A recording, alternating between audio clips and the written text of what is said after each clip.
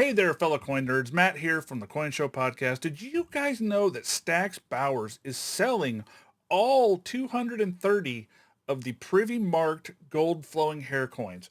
And they are also selling the original pair of dies that was used to strike all 230 pieces. The auction's not over yet, but I figured we would take a look at it and see where things are.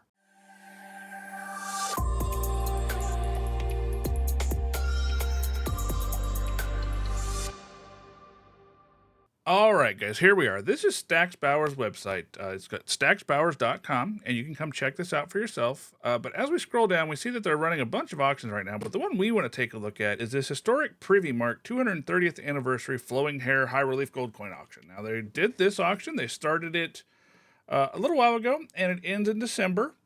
Looks like live bidding starts December 12th if you're interested in getting one of these. They're selling 230 of these pieces, but the really interesting one is this first one here. The reason that this one is interesting, A, because it's the first coin struck of the 230. It contains the 230 Privy mark, which most of the gold ones don't, as you can see in the images here. But the piece that's really interesting is this, and this was custom made by the U.S. Mint.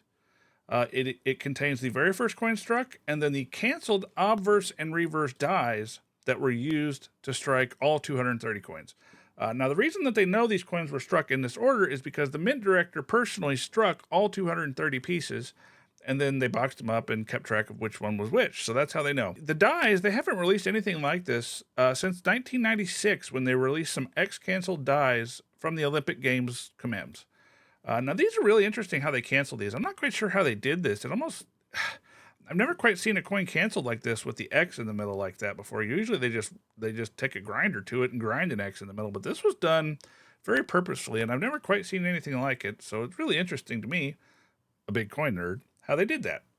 And then, as you can see, the coins here, they have the edge lettering. They're nice proof coins, but that's what makes this one interesting. Now, the price tag, on the other hand, holy cow, $170,000 here towards the end of November.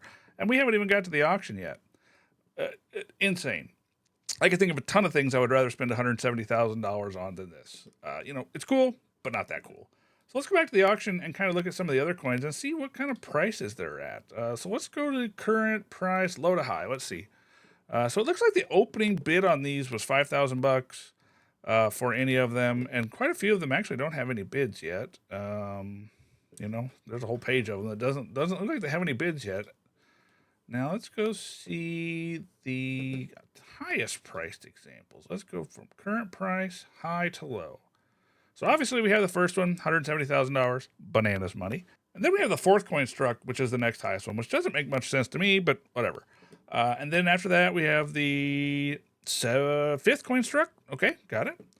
Then we have the 230th coin struck. Okay, that makes sense. First and last, I expect those guys to be, pretty well sought after. The middle coins, it's probably just what's your favorite number between 1 and 230, and that's the one you're going to bid on. So it looks like quite a few of them do have bids.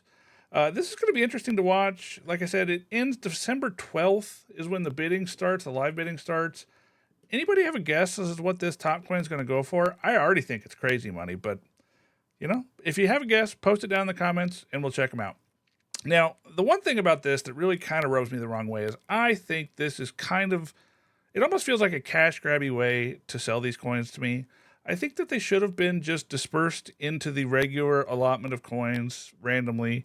I think that would have been a much more interesting way to do these, and it would have allowed, just the average collector who, is going to spend, $3,600 on a coin, to have a chance to get one of these coins, because they are cool. They are rare, obviously, but it's a manufactured rarity. I mean, the mint did this on purpose. So I don't know if that really does anything for me. I don't know. What do you guys think?